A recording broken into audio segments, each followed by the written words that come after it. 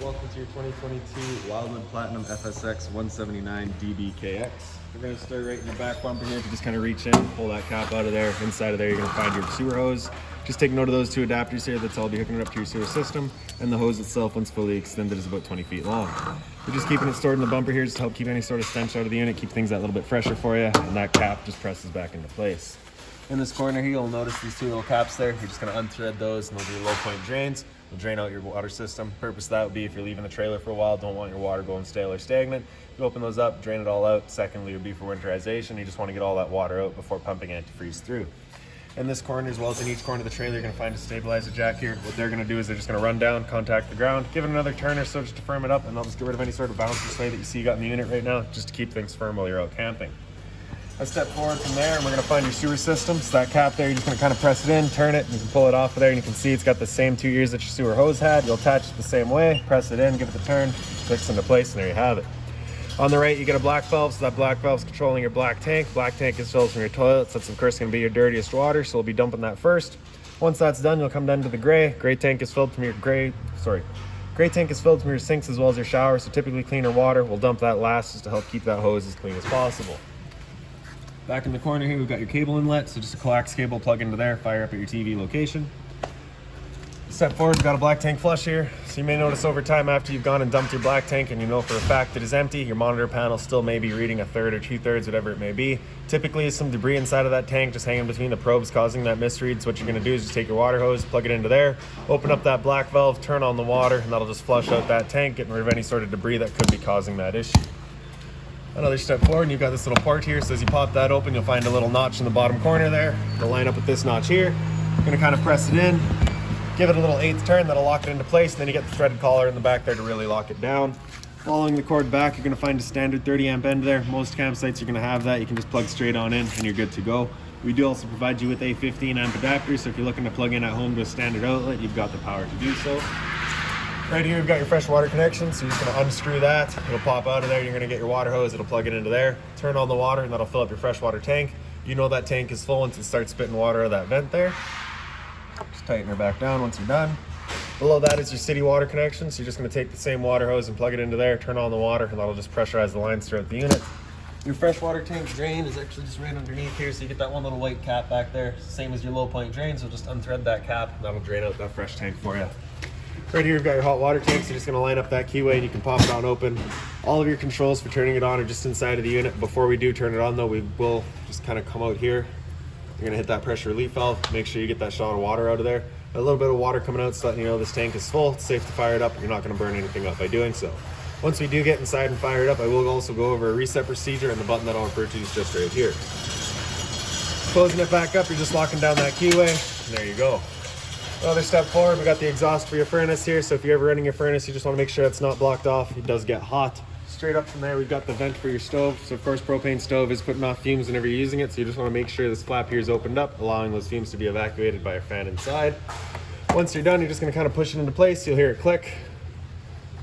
And that's just it closed off, not allowing any dust to get kicked up inside.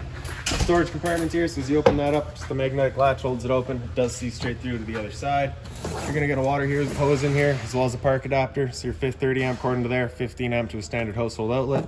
Also, you'll notice this little bolt here. So this customer adopted to go with the weight distribution hitch. So this would have been one of the bolts holding on one of the front hangers. I'll just show you why we've taken that out in just a second here.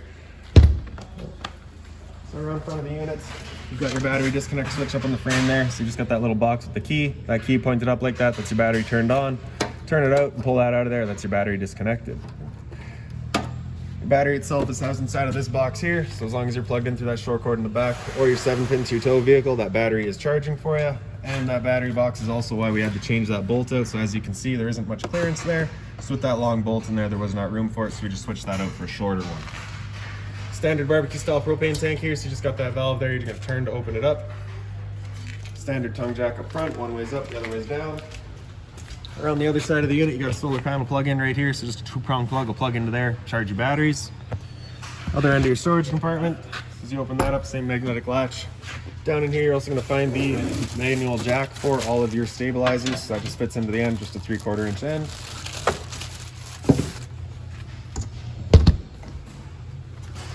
And then making our way down the unit, kind of halfway down, you got a GFI protected outlet out here, so you got power outside. And then kind of your, I guess, rear kitchen, we could call it. So you do get the fridge on the one side here, so this is a 120 volt only fridge. You do need to be plugged in for it to be working. Power outlet for it there, as well as a USB charger. And then a little drawer space up here as well.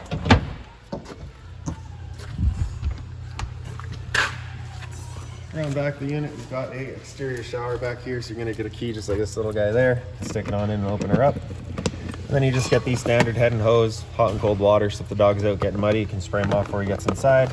Just gonna wind that back up, tuck it back away, and lock her back down. Then you can see, of course, got the spare tire out here, as well as a pre-wired mount for an observation or backup camera.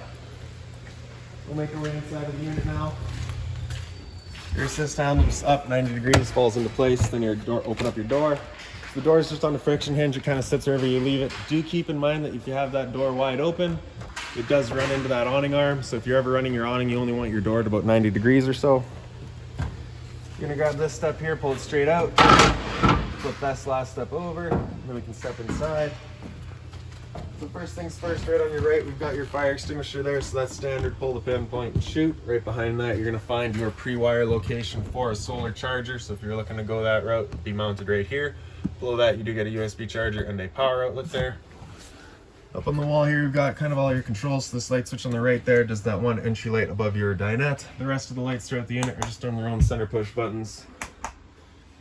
This light switch on the left there does your awning light outside or porch light. Yep, does an awning light. Right. Then your water heater, so for turning that on with propane, you're hitting that switch there. You'll get that little check light up top letting you know the ignition sequence will start. Once that light goes out, the sequence has started. It'll try that 3 times. If after that third try it hasn't fired up, at that point this light will come on and it'll stay on. You'll be going and using that reset button that we'd shown you, and then it should fire up. Right. So stood right here, you can hear the click and the whir of the flame. We know that thing is good. And then on the left, we've got your water pump. Turn that on, turns on your water pump, drawing out of your fresh tank to pressurize your lines. Then down below that, we've got your awning switch. So press and hold the top of that and it'll make its way out. Again, watch our doors at 90 degrees. Once that awning's fully extended, you're going to see a little black flap come down as well as the black of the metal tube. Once you see that, you're going to want to stop. If you're to continue extending, it will actually wind itself up backwards, in which case our fabric will be underneath our tube, allowing it to then hold water, accelerating the growth of mold and mildew. So there's our flap, and there's our tube, so we'll stop right there. Now if it were to start raining, it's of course going to be holding some water anyway, so what you're going to do is grab either arm, front or rear, and you're just going to pull down on it. And you can see that changes the pitch of your awning out at the head, allowing water to then run off. Well, if you like that angle better because it does give you more shade, you can do the same thing with the arm up front. Before you bring it back in though, you just want to make sure these guys are back out straight and fully extended, just so you're not running the risk of bending them. Then we'll press and hold the bottom of that switch and it'll make its way back in. Again, just watch and make sure our fabric is over top of the tube and that our door is at 90 degrees. Another thing to keep in mind with your awning is once you get up to about 15-20 kilometers an hour of wind, it is just catching it, so at that point you're going to want to bring it back in. Again, just so you're not running the risk of bending your arms. And then once it is closed completely, the electric motors will just kind of lock up into place and hold it closed for you. There we go.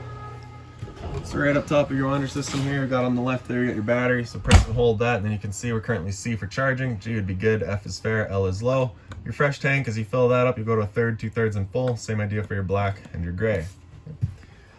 So in the rest of your bedroom here, so you get kind of your closet space on the side there, you'll notice that little blue binder down there has all of your owner's manuals, any remotes, anything like that for the unit, you'll find right down there. And then right up top, you get your storage right across the top. And then you can see, of course, got the couch here. You're gonna pick up the foot, that'll fold it down, and then you got a travel latch in the top right corner here. You're just gonna slide that up, turn it out of the way. You can flop this down, fold out our mattress, and there's your bed. Once you're ready to fold it back up, I'll fold that in half, pick up that back bit, and then you can stuff this up into place.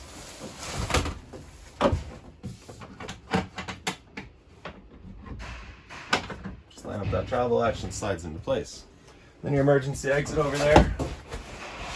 So you're just going to pull this red tab to get rid of the screen, take this handle here, throw it outside, and hop on out.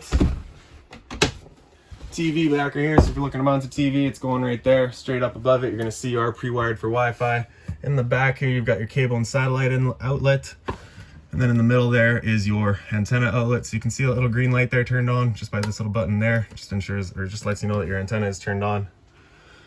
Power outlet there for it. And then we've got your smoke detector here as well. Simple.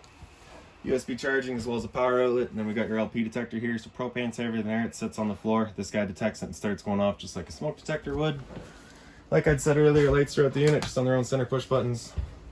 And your microwave here is pretty standard, just like home. Stove vent, so you got your light there as well as the fans. This is that fan that you want turned on whenever you're using your stove so that we're evacuating our fumes. The bifold cover just flips on back, and then for lighting up the stove, you're gonna grab a lighter, turn it over to high, hit that lighter in the back there, and you can see it fires right up. Now, with this thing, it took me a little while to figure it out. Hopefully you know this better than I do, but you're gonna wanna start with the back, and then light the front. Don't light the front and then the back, because that burns your arm and it hurts. Bifold cover just flips back down, closes up, turn all that off. Then you get your drawer here, it's a little bit of storage, and down below that's just the outlet for your furnace. So one nice thing about this furnace is once it fires up, you can physically see once it's lit up if you kind of look down in the bottom left corner there. So once we fire it up, I will go through that a bit more. A bit more storage above your sink, and then also right above your sink you get a little light. Right in the back there's also a GFI outlet. The sink covers are just soft plastic, so nothing hot on them. Hot and cold water, the mobile head. A bit more storage down below. So again, just be mindful of our drains and our water lines. You don't want to be breaking those. Once it comes time, if you're looking to winterize the unit yourself, you're going to find access to your water pump right behind this panel here. There's just kind of one screw down in the center there. And then if I remember correctly, your water tank is right behind that as well. So again, if you're looking to bypass your hot water tank for winterization, just the same with the center screw there and pop it out. And then your fridge is a 12 volt only fridge, so as long as your battery's charged or charging, this guy's going for you. Your freezer up top, fridge down below, temp selection right in the back there. Right above my head we've got your air conditioner, so you're going to notice this temp selection switch in the back there. It is there for the sake of if it had a heat pump installed, then you could choose to use heat. This unit does have a dedicated furnace though, so that is not hooked up, so we're just going to be leaving that in max cool. Then your switch in the front here, so you have a low cool followed by, a low fan followed by another low fan. So that's just low fan, moving air around and no cooling involved. After that you get into high fan. At that point it's just a high fan, no cooling involved still. Then you get into that low cool, so at that point you actually get the compressor cutting in and out, actually giving you some cooling with only the low fan though. And then high cool of course is just the high fan with the compressor in and out for cooling. Ducting for it, you pretty well just got the louvers on either end. You can close them off, kind of choose where you're shooting the air the most. And then in your dinette area, so I guess first we'll start with your speaker there. So that's just a mounted Bluetooth speaker. You're going to slide it up and then you can see it's just got charging right there. It does have the internal battery so we can turn it on. Then you also get your volume buttons there as well as your Seeks. Blinds throughout the unit, pretty well just sit where you leave them. They're just on a tension system. Storage up top. And then the dinette itself is pretty straightforward. You basically just got your tabletop here that you can wiggle up to remove. And then you got your table legs, they'll also wiggle up and just remove out of their cups. You can lay them down. And then if you pick up that little cushion there, you can notice you kind of got the ledge there. Your table will sit down on that. You'll take your back cushions to fill in the table and create kind of a bedding area. Up on the wall back here, you can see we got USB charging as well as your thermostats. This is what controls your furnace. With this slider all the way over here to the left, you can see that's it turned off. All the way over to the right is max heat. So we'll let that furnace fire up real quick. And like I was saying, if you look in that bottom left corner, you'll actually see that flame fire up. And then just another thing with this furnace here is it is just dropping all of its air right here in the trailer. So if you're looking to move it throughout, front and back, you're just going to want to get yourself a fan or something just to help move that air around. So you can just see that little glow down there. And then once we're done, we're anywhere in the middle there is just going to be your temp selection. And then all the way over to the left, clicks, and that's it turned off. Your two bunk spaces are pretty well the same. You just get the center light there. Same thing down below. And then the doghouse storage down below. And then we'll make our way into the bathroom here. So again, center push button lights. Madison cabinets here. Hot and cold water at the sink, of course. And then beside that, we've got your GFI protected outlets. So test on the left, reset in the center. So if you ever have outlets that don't work, it's the first thing you should check. Then we got your little bit of storage down here. So again, just mindful of our drains and our water lines. And then for your toilet, just flips on up. You get your flusher on the right side here. In your shower, you get the standard head and hose. And then above that, you got your roof vent, so you're just turning that knob to open it up. And then in the back corner, you get the switch, turns on the fan. Simple as that. So I think I just gotta go through your converter now. Straight down below your fridge. So you press the top and center, she pops on open. Get all of your breakers on the left side here. Whenever a breaker breaks, it's gonna sit in the middle, so just turn it off and then back on. And then on the right side there, you got all of your fuses. All right, now that's about it for this little guy. If you've got any other questions on the unit, please feel free to give us a call, 204-237-7272.